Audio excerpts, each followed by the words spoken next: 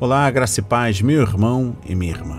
Estamos iniciando a leitura da Bíblia em 365 dias, uma dose de amor com a Palavra de Deus. Hoje, no 92º dia, trago para leitura e comentários bíblicos os livros de Números, capítulos 32 a 34, livro de Jó, capítulo 6, e o livro 1 de Coríntios, capítulo 12. A minha recomendação é que todos tenham em mãos bloco de anotação, caneta ou lápis. A Bíblia é tão importante quanto.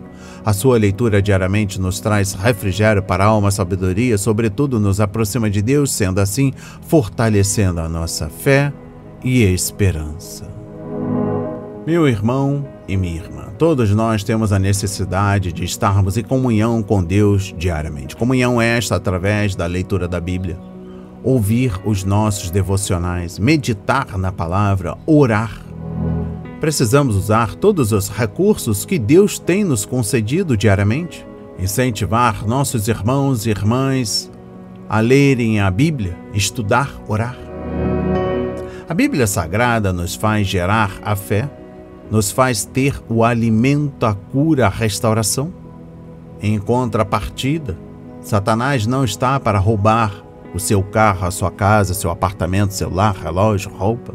Ele vem para roubar a semente que está sendo semeada no dia de hoje, a sua fé e os propósitos que Deus tem para você.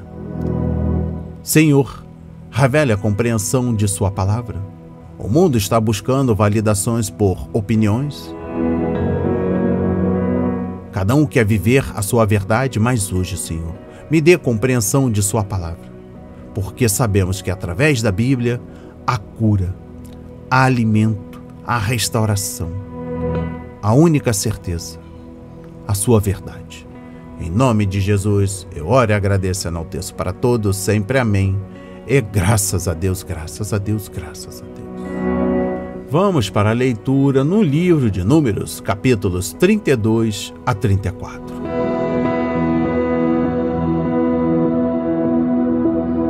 As tribos que ficaram a leste do rio Jordão. Os filhos de Ruben e os filhos de Gade tinham muito gado. Quando viram a terra de Jazer e a terra de Gileade, que eram boas para a criação de gado, os filhos de Gade e os filhos de Ruben foram falar com Moisés, com o sacerdote Eleazar e com os chefes da congregação. Disseram: Atarode, Dibon, Jazer, Minra, Esbom, Eliale, Sebã, Nebo e Beon, a terra que o Senhor subjugou diante da congregação de Israel, é terra de gado, e estes seus servos têm gado. Disseram mais: Se encontramos favor aos seus olhos, permita que a posse desta terra seja dada a estes seus servos, e não nos faça passar o Jordão. Porém Moisés disse aos filhos de Gade e aos filhos de Ruben: Então os irmãos de vocês irão à guerra enquanto vocês ficam aqui? Por que vocês querem desanimar os filhos de Israel para que não entrem na terra que o Senhor lhes deu? Assim fizeram os pais de vocês quando os enviei de Cades-Barneia para ver esta terra. Eles chegaram até o vale de Escol, e vendo a terra, desanimaram os filhos de Israel para que não entrassem na terra que o Senhor lhes tinha dado. Então a ira do Senhor se acendeu naquele mesmo dia, e ele jurou, dizendo: Por que não me seguiram com fidelidade? É certo que os homens que saíram do Egito, de 20 anos para cima, não verão a terra que prometi com juramento a Abraão, a Isaque e a Jacó. Somente Calebe, filho de Jefoné, o quenezeu, e Josué, filho de Num, verão a terra, porque seguiram o Senhor com fidelidade. Por isso a ira do Senhor se acendeu contra Israel, e ele os fez andar errantes pelo deserto durante 40 anos, até que se consumiu toda a geração que havia feito o que era mal aos olhos do Senhor. E agora vocês, geração de pecadores, se levantaram em lugar de seus pais para aumentar ainda mais o furor da ira do Senhor contra Israel. Se vocês não quiserem segui-lo, também ele deixará todo o povo novamente no deserto, e vocês serão a causa da ruína deste povo. Então os filhos de Gade e os filhos de Ruben se aproximaram de Moisés e lhe disseram: edificaremos currais aqui para o nosso gado e cidades para as nossas crianças. Mas nós nos armaremos e vamos para a guerra adiante dos filhos de Israel, até que os tenhamos levado ao seu lugar. Porém, as nossas crianças ficarão nas cidades fortificadas por causa dos moradores da terra. Não voltaremos para as nossas casas até que os filhos de Israel estejam de posse, cada um da sua herança. Porque não herdaremos com eles do outro lado do Jordão, nem mais adiante, porque já temos a nossa herança deste lado do Jordão, ao leste. Então Moisés lhes disse: se vocês fizerem isso, se vocês se armarem para a guerra diante do Senhor, e cada um de vocês, armado, passar o Jordão diante do Senhor, até que ele tenha expulsado os seus inimigos de diante dele, e a terra estiver subjugada diante do Senhor, então vocês poderão voltar e estarão desobrigados diante do Senhor e diante de Israel. E a posse desta terra será de vocês diante do Senhor. Porém, se vocês não fizerem isso, estarão pecando contra o Senhor.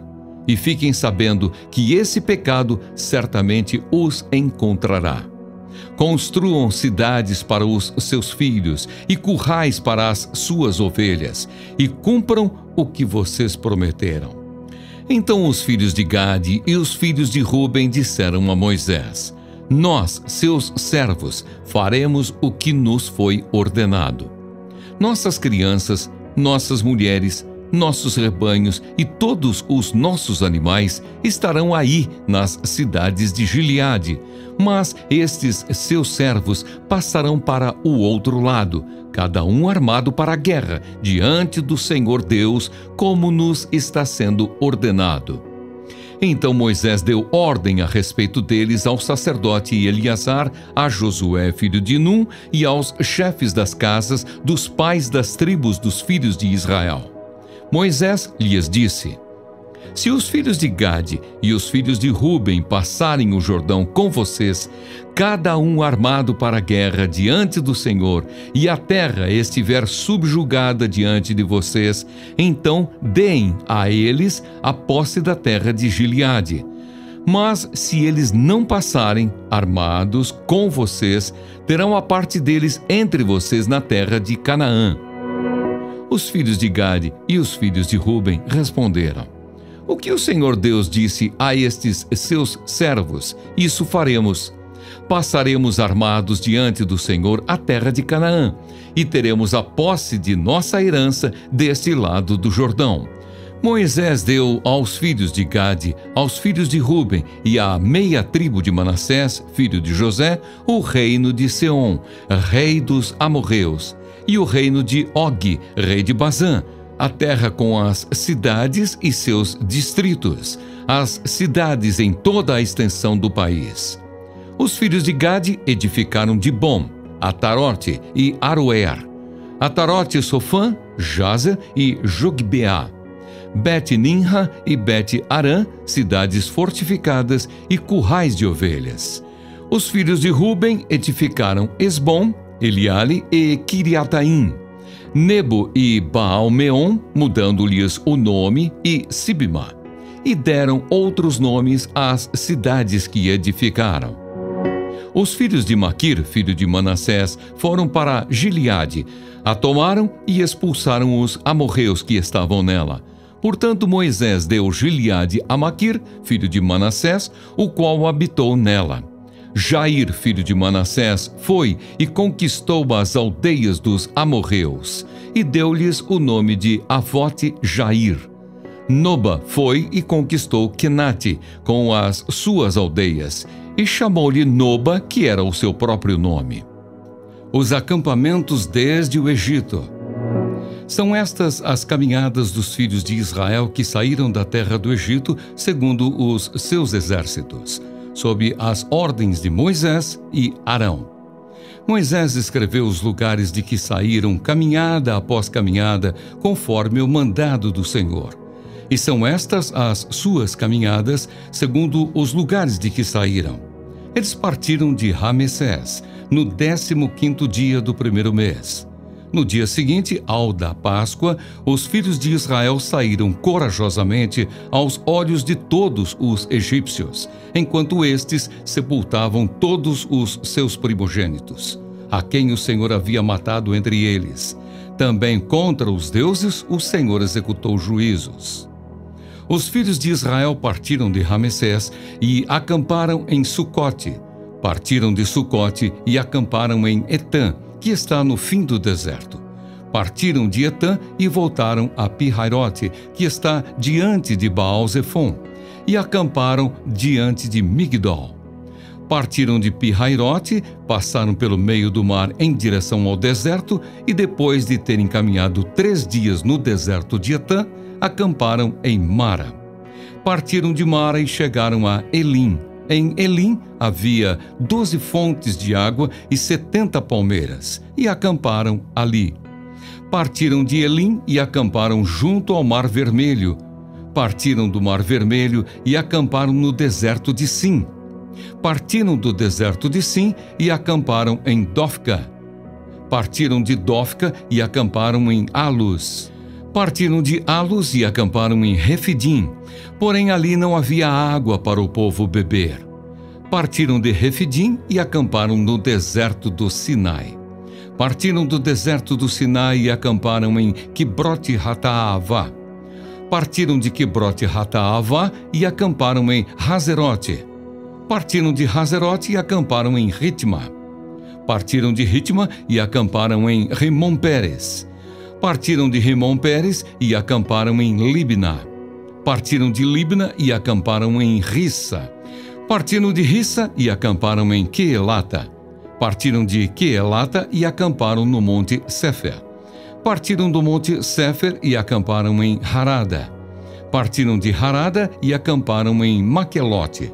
Partiram de Maquelote e acamparam em Taate. Partiram de Taate e acamparam em Tera. Partiram de Tera e acamparam em Mítica. Partiram de Mítica e acamparam em Asmona. Partiram de Rasmona e acamparam em Moserote. Partiram de Moserote e acamparam em Bene-Jaacã. Partiram de Bene-Jaacã e acamparam em Hor-Hagidgade. Partiram de Hor-Hagidgade e acamparam em Jotbatá. Partiram de Jotbatá e acamparam em Abrona. Partiram de Abrona e acamparam em Ezion-Geber. Partiram de Ezion-Geber e acamparam no deserto de Zim, que é Cádiz. Partiram de Cádiz e acamparam no monte Hor, na fronteira da terra de Edom. Então Arão, o sacerdote, subiu o monte Hor, segundo o mandado do Senhor, e morreu ali no 1º dia do 5º mês do 40º ano, depois da saída dos filhos de Israel da terra do Egito. Arão tinha 123 anos de idade quando morreu no monte Hor. Então o rei cananeu de Arade, que habitava o sul da terra de Canaã, soube que os filhos de Israel estavam chegando. Eles partiram do monte Hor e acamparam em Zalmona. Partiram de Zalmona e acamparam em Punom. Partiram de Punom e acamparam em Obote. Partiram de Obote e acamparam em Ije-Abarim, na fronteira de Moabe. Partiram de Ije-Abarim e acamparam em Dibon-Gade. Partiram de Dibon-Gade e acamparam em Almon-Diblataim. Partiram de Almon-Diblataim e acamparam nos montes de Abarim diante de Nebo. Partiram dos montes de Abarim e acamparam nas campinas de Moabe, junto ao Jordão, na altura de Jericó. E acamparam junto ao Jordão, desde Bet-Jesimote até Abel-Sitim, nas campinas de Moabe. Deus manda expulsar os moradores de Canaã.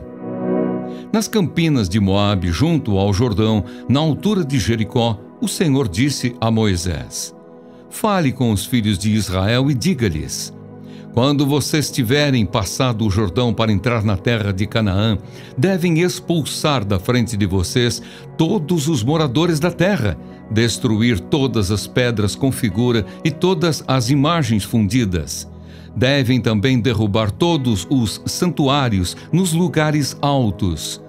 tomem posse da terra e morem nela, porque eu lhes dei esta terra para que vocês tomem posse dela.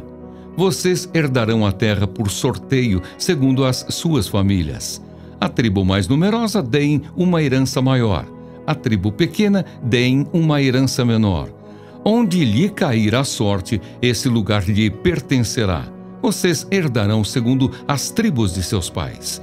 Porém, se não expulsarem os moradores da terra, então os que vocês deixarem ficar serão para vocês como espinhos nos olhos e como aguilhões nas costas, e eles os perturbarão na terra em que vocês irão morar.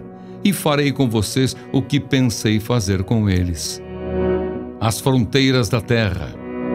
O Senhor disse a Moisés: ordene aos filhos de Israel e diga-lhes: quando vocês entrarem em Canaã, esta será a terra que lhes cairá em herança, a terra de Canaã, segundo as suas fronteiras. A região sul irá desde o deserto de Zim até a fronteira de Edom, e a fronteira do sul irá desde a extremidade do Mar Salgado para o lado leste. Esta fronteira irá rodeando do sul para a subida de Acrabim e passará até Zim. E as suas saídas serão do sul a Cádiz-Barneia, e sairá a Hazar-Adar e passará a Asmon. Depois esta fronteira rodeará de Asmon até o ribeiro do Egito, e as suas saídas serão para o lado do mar. Por fronteira do oeste, vocês terão o Mar Grande. Esta será a fronteira do oeste. Esta será a fronteira do norte. Marquem a fronteira desde o Mar Grande até o Monte Hor.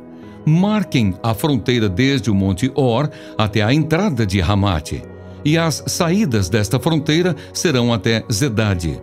Dali seguirá até Zifron, e as suas saídas serão em Hazar-Enã. Esta será para vocês a fronteira norte. E por fronteira do lado leste, marquem a fronteira de Hazar-Enã até Sefã. A fronteira descerá desde Sefã até Ribla, para o lado leste de Aim. Depois a fronteira descerá e irá ao longo da borda do mar de Quinerete, para o lado leste. Descerá ainda ao longo do Jordão, e as suas saídas serão no Mar Salgado. Esta será a terra de vocês, com as suas fronteiras ao redor. Moisés deu ordem aos filhos de Israel, dizendo: esta é a terra que vocês herdarão por sorteio, a qual o Senhor mandou dar às 9 tribos e meia. Porque a tribo dos filhos dos Rubenitas, segundo a casa de seus pais, e a tribo dos filhos de Gatitas, segundo a casa de seus pais, já receberam a sua herança. Também a meia tribo de Manassés já recebeu a sua herança. Estas 2 tribos e meia receberam a sua herança deste lado do Jordão, na altura de Jericó, do lado leste. Os homens que devem repartir a terra. O Senhor disse a Moisés: são estes os nomes dos homens que repartirão a terra para vocês por herança: Eleazar, o sacerdote, e Josué, filho de Num. Escolham ainda um chefe de cada tribo para repartir a terra em herança.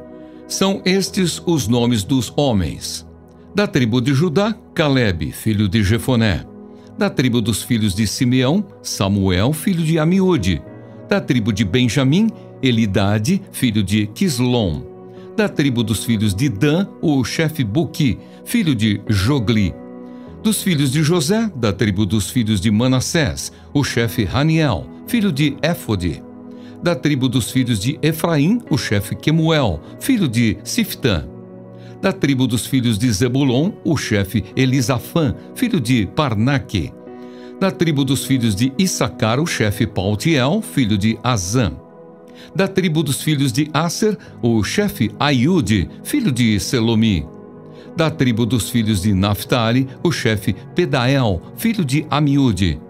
A estes o Senhor ordenou que repartissem a herança entre os filhos de Israel na terra de Canaã.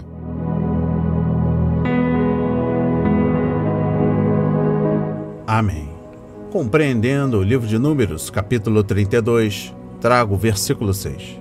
Uma comunidade ou nação bem-sucedida não depende apenas de manter sua palavra e confiar em Deus para que vença.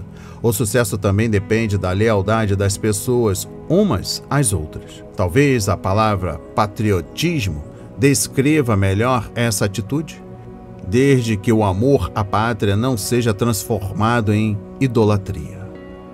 Moisés teve sempre toda a nação em coração, assim como o grande desafio de conquistar e reivindicar a terra prometida. Para ele, era um pecado terrível que qualquer uma das tribos se retirasse do conflito e falhasse em fazer sua parte na posse da terra, assim como os 10 espias que desencorajaram a nação inteira em Cádiz Barneia e levaram o povo a desperdiçar 38 anos. A atitude das tribos de Gade e Ruben poderia servir de desencorajamento para o povo, já que queriam desistir muito antes de chegar às fronteiras de sua herança. Outra consequência grave de sua decisão egoísta era o risco de despertar a ira do Senhor, fazendo com que ele enviasse juízo, como havia feito antes quando o povo pecou. Pior ainda, Deus poderia simplesmente abandonar a nação e deixá-la morrer no deserto. Exposição bíblica dos versículos 20 a 42. Moisés repetiu sua promessa aos gaditas e a Ruben e acrescentou uma palavra de advertência. Se eles não mantivessem a promessa, estariam pecando contra o Senhor, e esse pecado iria afetá-los. A expressão "e estejam certos de que vocês não escaparão do pecado cometido", conforme versículo 23, é frequentemente usada em apelos evangélicos e pode ter essa aplicação, mas a intenção original era de admoestar o povo de Deus. Seu pecado seria o de não conseguir manter a promessa e a sua indisposição em ajudar seus irmãos na tarefa que Deus lhe tinha dado. Moisés não estaria vivo quando a nação atravessasse o rio. Por isso, ele chamou Eleazar, Josué e os líderes das tribos e contou-lhes do acordo. Seria responsabilidade deles fazer com que as tribos da Transjordânia mantivessem sua promessa e atravessassem o rio para batalhar contra as nações de Canaã. A terra que haviam solicitado eram delas, mas iriam perdê-la se não mantivessem sua promessa.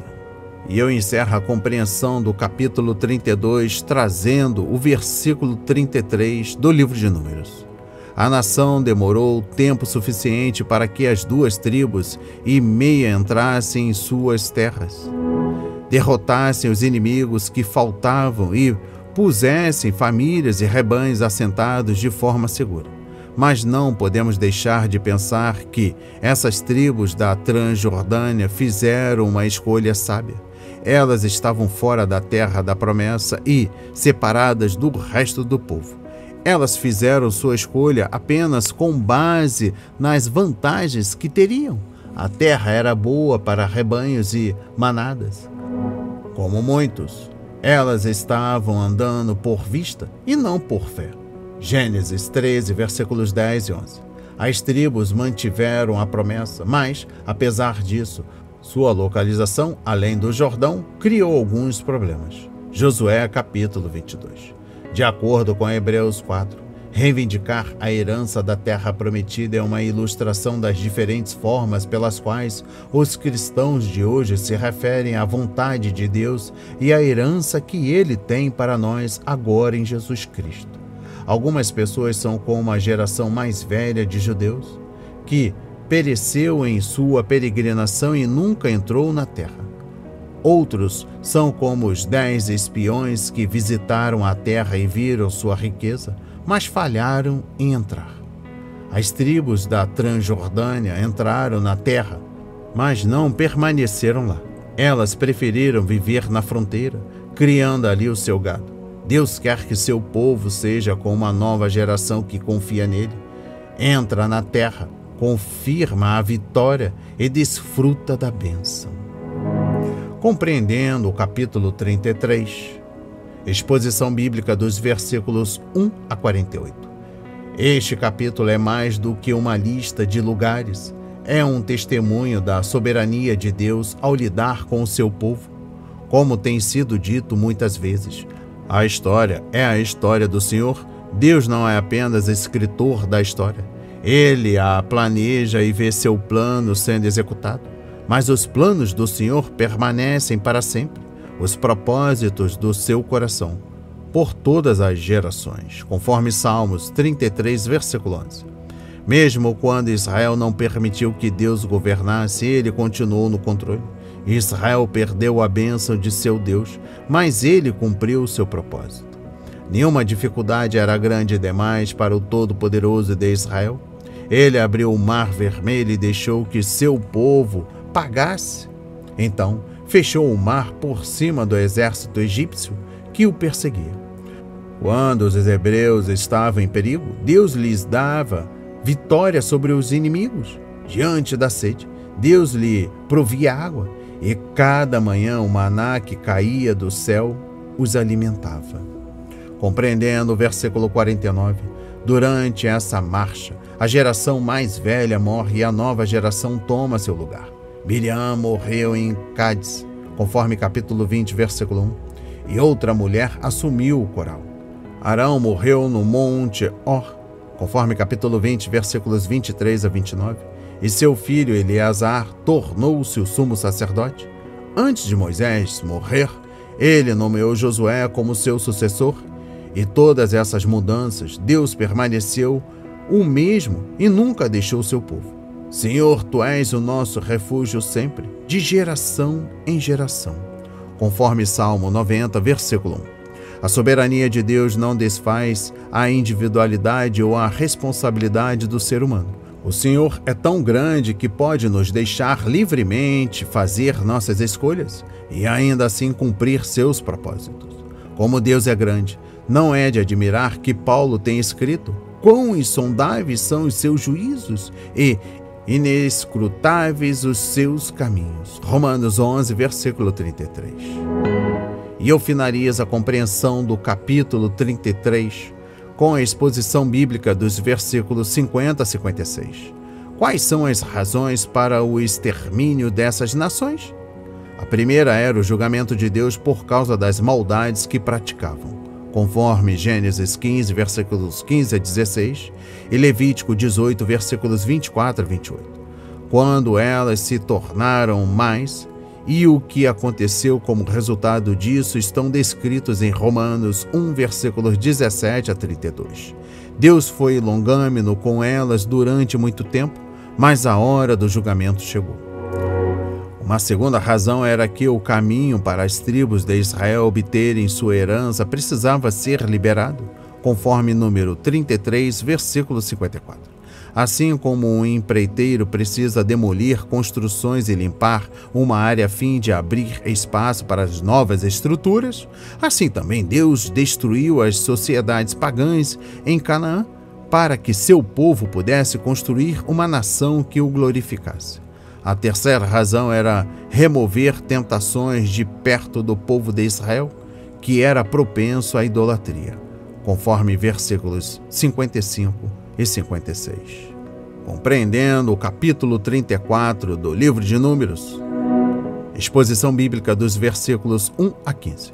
Nos tempos antigos, não havia agrimensores ou instrumentos de medição para determinar limites entre propriedades. As pessoas citavam cidades e aspectos geográficos quando queriam definir posses. O Senhor começou a definir as terras do limite sul de Canaã, conforme versículos 3 a 5. Seguiu para a fronteira oeste, que era o mar Mediterrâneo, versículo 6, e a seguir dirigiu-se para as fronteiras norte, versículos 7 a 9, e leste, versículos 10 a 13. Por fim, estabeleceu a porção para as tribos da Transjordânia, conforme os versículos 14 e 15. E eu encerro a compreensão do capítulo 34, trazendo o versículo 29. O Senhor deu aos israelitas uma terra ampla e boa, Mas eles não derrotaram seus inimigos nem conquistaram aquele território por fé. Conforme Josué 15, versículo 63, capítulo 16, versículo 10, capítulo 17, versículos 11 a 13 e o livro de Juízes, capítulo 1, versículos 21 a 35. Sua fronteira ocidental não alcançou o Mediterrâneo, pois os palestinos ainda possuíam aquele território, mesmo não chegando tão longe como Hamat ao norte. Ao lado do leste do Jordão, seguindo para o norte da borda de Manassés, encontravam-se pontos de resistência em cidades que Israel não conquistou e destruiu. As predições de Moisés tornavam-se verdade. Os cananeus se tornaram farpas nos olhos e espinhos nas costas dos judeus, levando muito deles ao pecado, conforme Números 33, versículo 55. Antes de julgarmos o antigo Israel, o que dizer da igreja hoje? Nós declaramos por fé tudo o que temos em Cristo. Existe ainda pontos de resistência em nossa vida que nos afastam do Senhor? Portanto, esforcemo-nos por entrar nesse descanso para que ninguém venha a cair seguindo aquele exemplo de desobediência. Hebreus 4, versículo 11. Vamos para a leitura no livro de Jó, capítulo 6.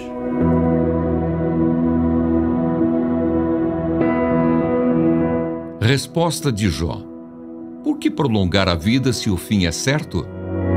Então Jó respondeu: se a minha queixa de fato pudesse ser pesada e contra ela, numa balança, se pusesse a minha miséria. Esta, na verdade, pesaria mais que a areia dos mares. Por isso é que as minhas palavras foram precipitadas, porque as flechas do Todo-Poderoso estão cravadas em mim e o meu espírito sorve o veneno delas. Os terrores de Deus se armam contra mim. Será que o jumento selvagem zurra quando está junto à relva? Ou será que o boi berra junto ao seu pasto? Pode-se comer sem sal o que é insípido? Ou haverá sabor na clara do ovo? Aquilo que a minha alma recusava tocar, isso é agora a minha comida repugnante. Quem dera que se cumprisse o meu pedido e que Deus me concedesse o que desejo. Que fosse do agrado de Deus esmagar-me, que soltasse a sua mão e acabasse comigo. Isto ainda seria a minha consolação e eu saltaria de contente na minha dor, que é implacável. Porque não tenho negado as palavras do santo. Por que esperar se já não tenho forças? Por que prolongar a vida se o meu fim é certo? Por acaso a minha força é a força da pedra? Ou é do bronze a minha carne? Não encontro socorro em mim mesmo. Foram afastados de mim os meus recursos. Meus amigos me enganaram. Ao aflito deve o amigo mostrar compaixão, mesmo ao que abandonou o temor do Todo-Poderoso. Meus irmãos me enganaram. São como um ribeiro, como a torrente que transborda no vale, turvada com o gelo e com a neve que nela se esconde, torrente que seca quando o tempo aquece e que no calor desaparece do seu lugar. As caravanas se desviam dos seus caminhos, sobem para lugares desolados e perecem. As caravanas de Temá procuram essa torrente, os viajantes de Sabá por ela suspiram. Ficam envergonhados por terem confiado. Quando chegam ali, ficam decepcionados. Assim também vocês não me ajudaram em nada. Veem os meus males e ficam com medo. Por acaso pedi que me dessem recompensa? Ou que da riqueza de vocês me trouxessem algum presente? Será que pedi que me livrassem do poder do opressor? Ou que me resgatassem das mãos dos tiranos? Vejam que não estou mentindo. Ensinem-me e eu me calarei. Mostrem-me em que tenho errado. Como são persuasivas as palavras retas. Mas o que é que a repreensão de vocês repreende? Por acaso vocês pensam em reprovar as minhas palavras ditas por um desesperado ao vento? Até sobre um órfão vocês lançariam sortes e seriam capazes de vender um amigo. Agora, pois, tenham a bondade de olhar para mim e vejam que não estou mentindo na cara de vocês. Por favor, mudem de parecer e que não haja injustiça. Mudem de parecer e a justiça da minha causa triunfará. Há iniquidade em meus lábios? Será que a minha boca não consegue discernir coisas perniciosas? Amém. Compreendendo o livro de Jó, capítulo 6, trago a exposição bíblica no capítulo 6, versículo 1 e capítulo 7, versículo 21. Jó respondeu com 2 apelos veementes. Primeiro, ele apelou aos 3 amigos que fossem capazes de mostrar mais compreensão e empatia. Em seguida, apelou a Deus para que considerasse sua terrível situação e aliviasse seu sofrimento antes de sua morte, conforme capítulo 7. E eu encerro a compreensão do capítulo 6, trazendo à luz o versículo 24. Jó fez 2 pedidos aos seus amigos. Ensinem-me, versículo 24, e tenham a bondade de olhar para mim, versículo 28. Ele não precisava de acusações, mas de iluminação.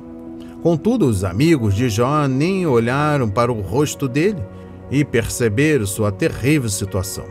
Fisicamente, os 3 homens estavam sentados com Jó no monte de cinzas, mas emocionalmente eram como o sacerdote e o levita, passando pelo outro lado, conforme Lucas 10, versículos 30 a 37. Vamos para a leitura no livro 1 de Coríntios, capítulo 12. Sobre os dons espirituais. Irmãos, não quero que vocês estejam desinformados a respeito dos dons espirituais. Vocês sabem que quando eram gentios, se deixavam conduzir aos ídolos mudos conforme vocês eram guiados. Por isso quero que entendam que ninguém que fala pelo Espírito de Deus afirma, anátema Jesus. Por outro lado, ninguém pode dizer, Senhor Jesus, senão pelo Espírito Santo. Ora, os dons são diversos, mas o Espírito é o mesmo. E também há diversidade nos serviços, mas o Senhor é o mesmo. E há diversidade nas realizações, mas o mesmo Deus é quem opera tudo em todos. A manifestação do Espírito é concedida a cada um, visando um fim proveitoso. Porque a um é dada mediante o Espírito a palavra da sabedoria, a outro, segundo o mesmo Espírito, a palavra do conhecimento.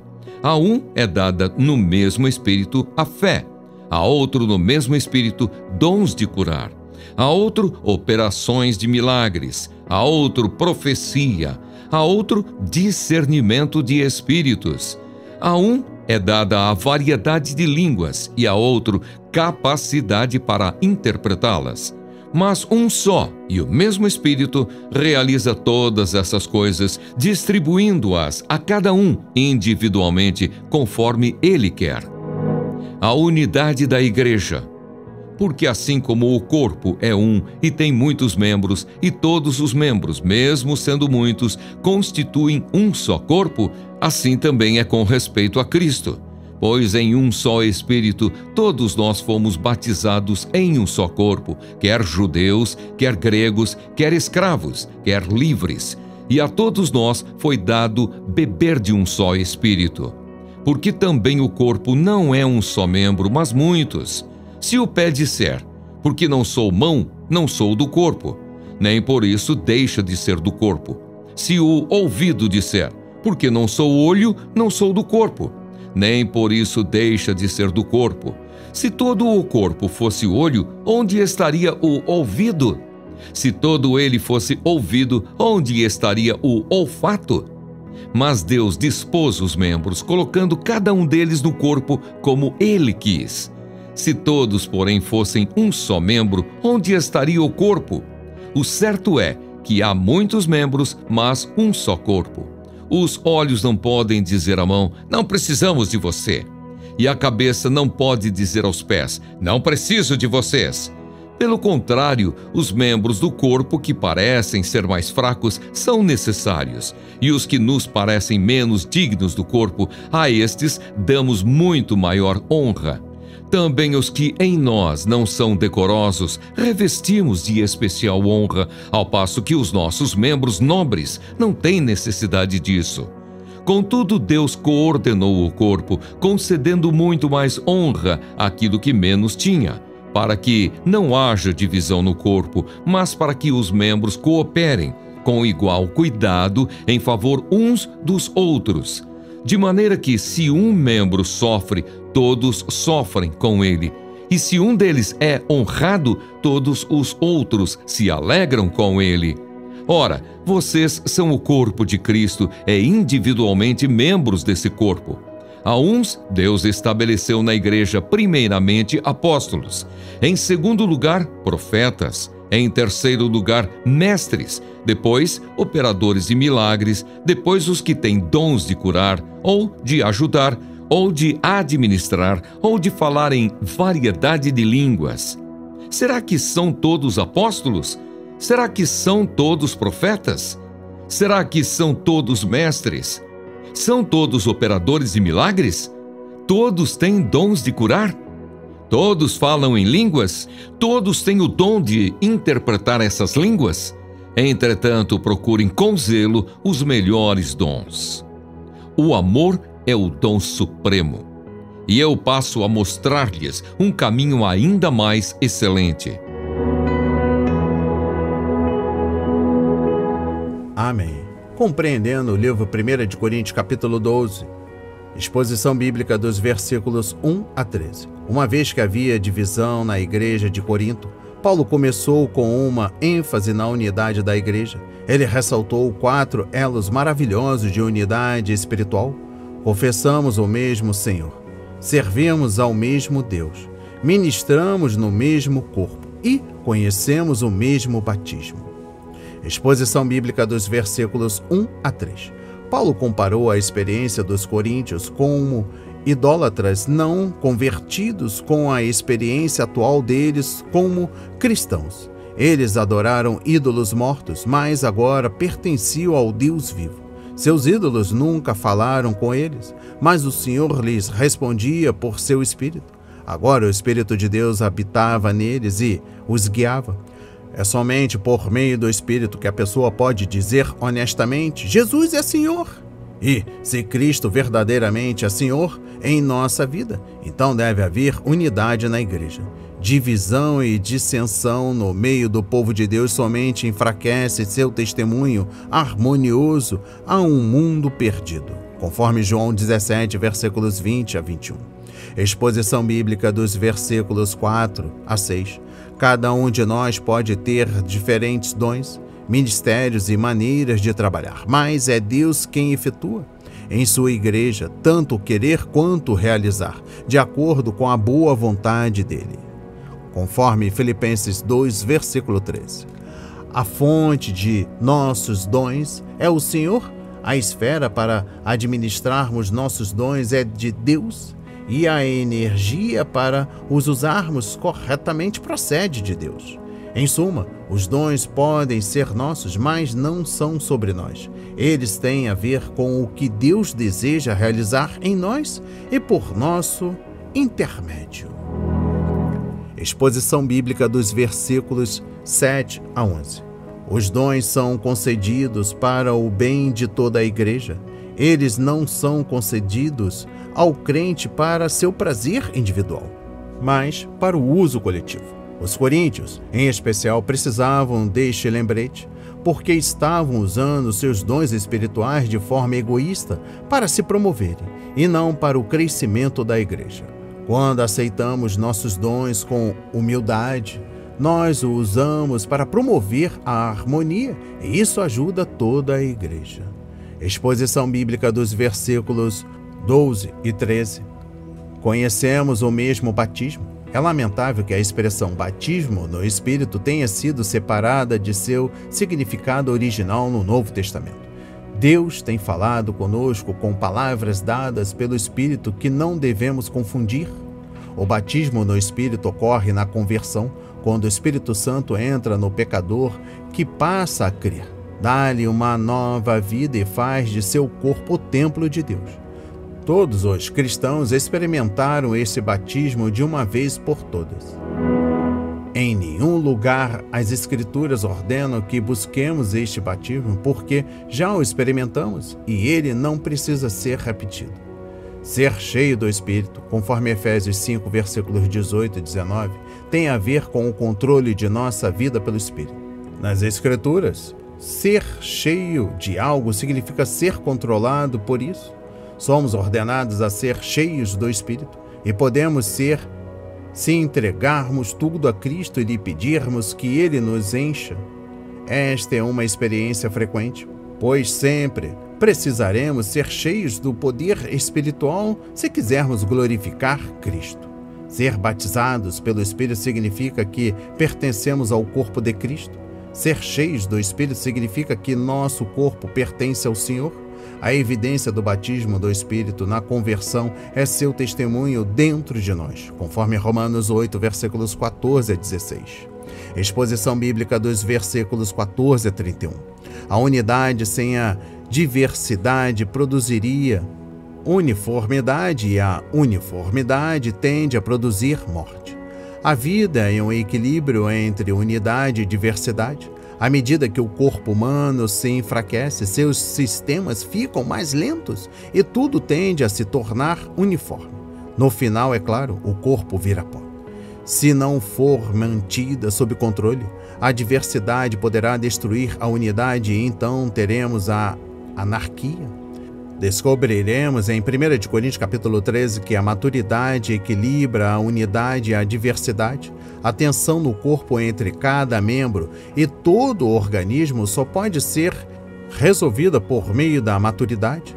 Usando o corpo humano como ilustração, Paulo explicou 3 fatos importantes sobre a diversidade no corpo de Cristo. Por que existem membros diferentes? Exposição bíblica dos versículos 14 a 21. Há diferenças entre os membros porque o corpo precisa de diferentes funções se quiser viver, crescer e servir. Nenhum membro deve se comparar ou se contrastar com outro, pois cada um é diferente e importante. Fico imaginando se pudesse aprender a andar com as mãos, mas prefiro usar os pés, embora eu ainda não tenha aprendido a digitar ou comer com eles. Os ouvidos não podem ver e os olhos não têm a capacidade de sentir cheiros, mas cada órgão tem um ministério importante. Exposição bíblica dos versículos 22 a 26. Uma vez que são diferentes, os membros precisam uns dos outros. Eles promovem a unidade enquanto descobrem que dependem um dos outros. A diversidade no corpo é uma prova da sabedoria de Deus. Cada membro precisa dos outros membros e nenhum deles pode se tornar independentes.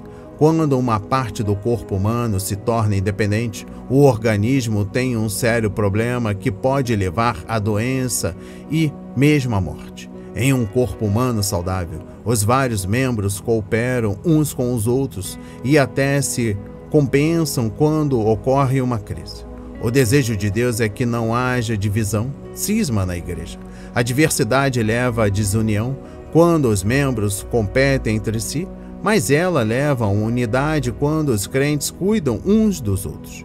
E como os membros cuidam uns dos outros? Quando cada um funciona de acordo com a vontade de Deus e ajuda os outros membros a funcionar. Se um membro sofre, ele afeta todos os outros membros. E se determinado membro está saudável, ele ajuda os outros a serem mais fortes. Exposição bíblica dos versículos 27 a 31. A diversidade dos membros cumpre a vontade de Deus no corpo. Somos diferentes por causa da decisão do Senhor. É Deus quem concede os dons e designa os ofícios.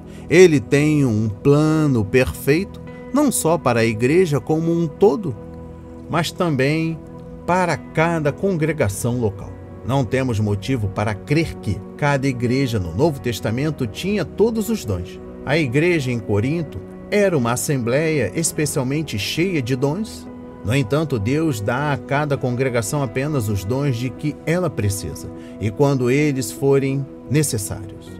E eu finalizo a compreensão do livro 1 de Coríntios, capítulo 12, trazendo o versículo 28. Neste parágrafo, Paulo mostrou que existe uma lista de prioridades para os dons, que alguns têm mais importância do que os outros.